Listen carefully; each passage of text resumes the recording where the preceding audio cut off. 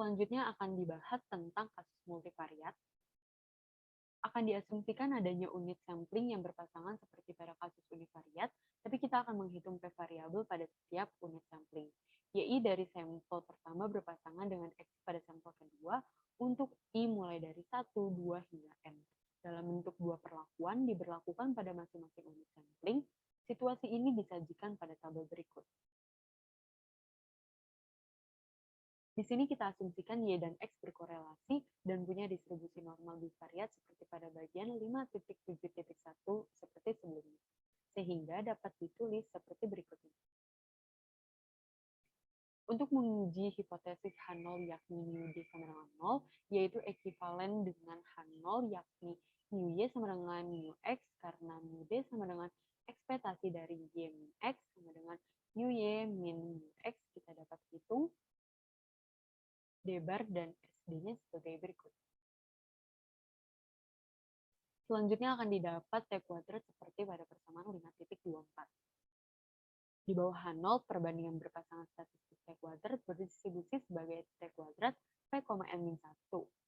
H0 akan ditolak jika T kuadrat lebih besar dari T kuadrat alpha, Pn-1. Perlu diingat bahwa SD mengestimasi kovarians Y min X, yaitu sigma YY min sigma YX min sigma XY plus sigma XX, di mana estimator ekivalennya adalah SYY min SYX min SXY plus SXX. Dapat dilihat pada 3.42. Jika kedua sampel dari observasi multivariat berkorelasi karena terdapat pasangan pada unit sampling, uji 5.24 harus digunakan daripada menggunakan uji T kuadrat. Kedua sampel seperti pada subbab 5.9 yang mengasumsikan kedua sampel independen. Jika salah satu memberlakukan uji 5.9 ini yang seharusnya menggunakan 5.24, maka ini akan menyebabkan berkurangnya power. Karena asumsi sigma YY sama dengan sigma XX tidak perlu digunakan dalam 5.24 untuk menghasilkan distribusi T kuadrat, uji ini bisa digunakan untuk sampel independen ketika sigma 1 tidak sama dengan sigma 2, selama N1 sama dengan N2 berlaku. Akan tetapi, untuk kasus sampel independen, pasangan atau pairing tidak akan meningkatkan power untuk mengimbangi berkurangnya derajat kebebasan sebanyak N-1. Fungsi diskriminan untuk observasi data berpasangan bisa dilihat seperti persamaan 5.25. Untuk uji pada masing-masing variabel, kita dapat menggunakan seperti pada persamaan 5.26. Daerah kritis untuk TJ adalah T alpha per 2P, N-1 atau T alpha per 2, N-1, tergantung uji T kuadrat dilakukan terlebih dahulu. Selanjutnya ada contoh untuk 5.7.2.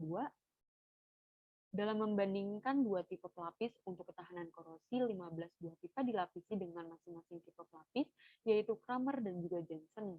Dua pipa, satu dengan masing-masing jenis pelapis, dikubur bersama dan dibiarkan dengan durasi yang sama pada 15 tempat berbeda, sehingga membentuk pasangan atau pairing dari observasi tersebut. Korosi untuk tipe pelapis pertama diukur dengan dua variabel, yaitu Y1 dan juga Y2. Y1 diibaratkan kedalaman lubang maksimum dan Y2 diibaratkan sebagai jumlah lubang.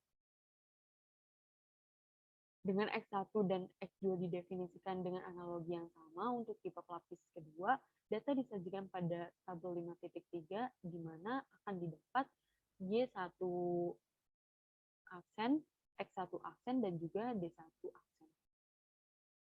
Untuk 15 vektor berbeda akan didapatkan D bar dan juga SD sebagai berikut. Dengan menggunakan persamaan 5.24 sebelumnya, dan T kuadrat, maka didapatkan 15 dikali 8.000, 3,067 dikalikan SD inverse dikali D bar, maka didapatkan 10,819.